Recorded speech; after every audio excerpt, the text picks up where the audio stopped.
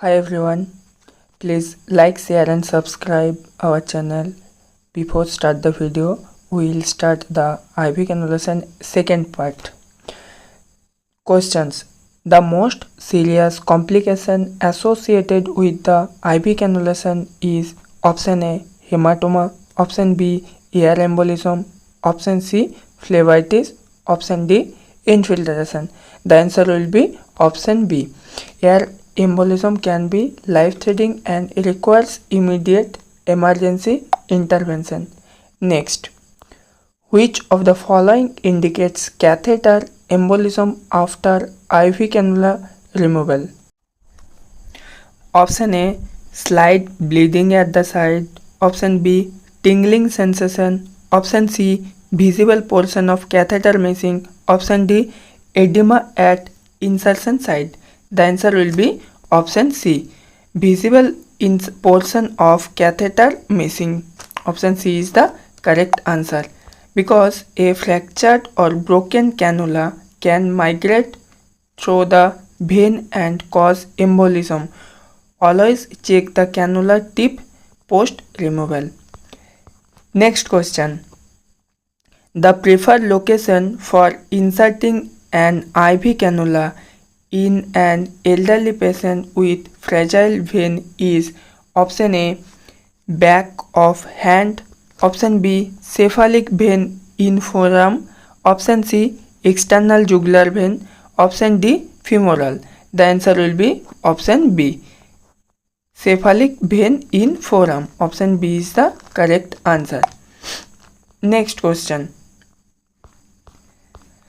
Cannulation should be avoided in arms with option A, lymphedema, option B, AV fistula, option C, mastectomy, option D, all of the above. The answer will be all of the above, because the removing cannula, all of these conditions compromise circulation or lymphatic drainage. It can be worse outcomes or causes so many complications. That's why we should avoid it, all these situation. The answer will be option D. Next question.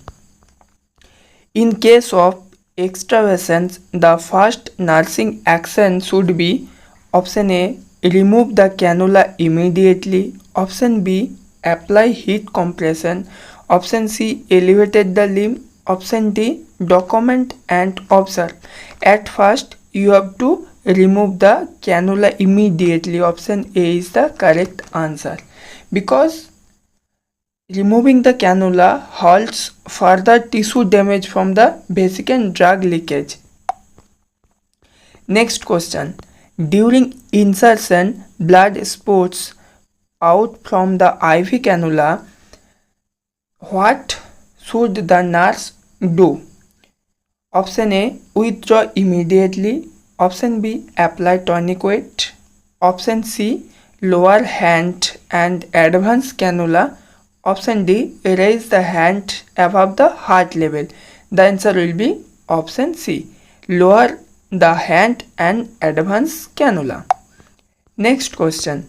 What is the most probable cause of non-functional IV cannula despite proper insertion? Option A, vasospasm. Option B, cannula kink. Option C, dislodgement. Option D, all of the above. The answer will be all of the above. Option D is the correct answer. Next question. Which of the following is an appropriate documentation after IV cannula insertion? Option A, only date and time. Option B, gauge size, site, date and time, nurse initials. Option C, patient vitals. Option D, IV fluids. The answer will be option B, gauge size, site, date, time, nurse initials. Option B is the correct answer. Next question. Which vein is the most preferred for long-term cannulation in ICU patients? Option A, medial cubital vein. Option B, cephalic vein. Option C, femoral vein. Option D, external jugular vein. The answer will be option D, external jugular vein. Next question. A nurse selects small fragile vein for cannulation. Which cannula size is most suitable? Option A, 16 gauge. Option B, 18 gauge. Option C, 22 gauge. Option D, 14 gauge. The cannula is small and fragile vein for cannulation they choose. So the cannula size will be option C, 22 gauge. Option C is the correct answer. Next question. Which of the following is not a reason to use a transparent dressing on IV side? Option A, observe side without removal. Option B, reduce movement of cannula. Option C, prevent bacterial entry. Option D, provide IV line extension. The answer will be option D, provide IV line extension, because here they asked not a reason. Next question. A repeated IV cannulation on the same vein may be lead to option A, hyperkalemia. Option B, vasodilation. Option C, sclerosis and vein collapse. Option D, fluid retention. The answer will be option C. Sclerosis and vein collapse will be happen if you are giving so many times IV cannulation in the same vein. Next question. What is the primary indicator of successful IV cannulation? Option A, absence of pain. Option B, no resistance during flushing. Option C, smooth advancement without resistance. Option D, presence of flashback and good flow. Option D is the correct answer. Presence of flashback and good flow. Next question. IV cannulation should never be attempted over a joint because option A, poor flow. Option B, pain. Option C, high dislodgement risks. Option D, poor skin integrity. Option C is the correct answer. High dislodgement risks. Option C is the correct answer. Next question. If IV flow slows down after few hours of cannulation, the first nursing action, option A, remove the cannula. Option B, check for the kinks or pressures. Option C, increase the drip rate. Option D, flush with heparin. The answer will be option B, check for the kinks or the pressures. Next question. Which of the following would increase the risk of IV site infection? Option A, repeated cannulation touches.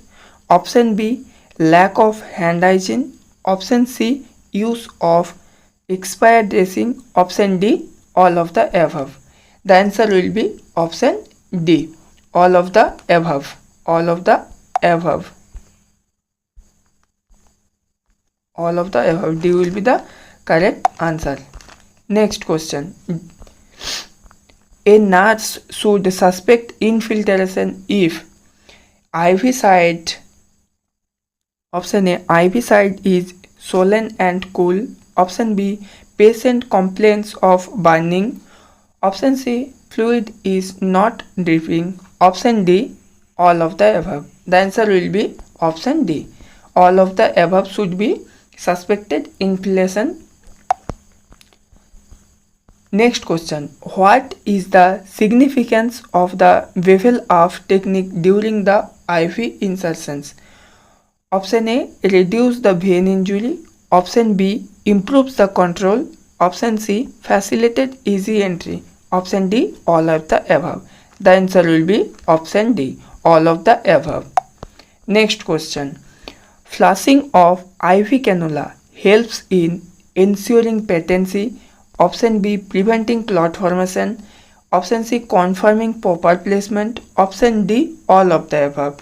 The answer will be option D, all of the above, because if you are giving in a hand cannula, it will ensuring patency. If you are flushing properly, it will help to know that clot are not forming in the vein, same vein, confirming proper placement. If there is leakage, means the cannula is not proper in the placement. Next, the nurse should discontinue an IV cannula immediately if patient has mild discomfort. Option B, flow rate is slow. Option C, side is red, warm and swollen. Option D, patient complains of the cold. The answer will be option C. Side is red, warm and swollen. Option C is the correct answer. Next question. What is the function of HELP lock saline? Option A, for continuous infusion. Option B, to draw blood. Option C, maintain vein access without fluid. Option D, irrigate cannula. The answer will be option C, maintain the vein access without fluid. Next question. An IV side appears bruised and swollen right after insertion. Likely cause. Option A, hematoma. Option B, extravasations. Option C, infiltration. Option D, thrombosis. Option A is the correct answer. A is the correct answer. IV side appears bruised and swollen right after the insertion.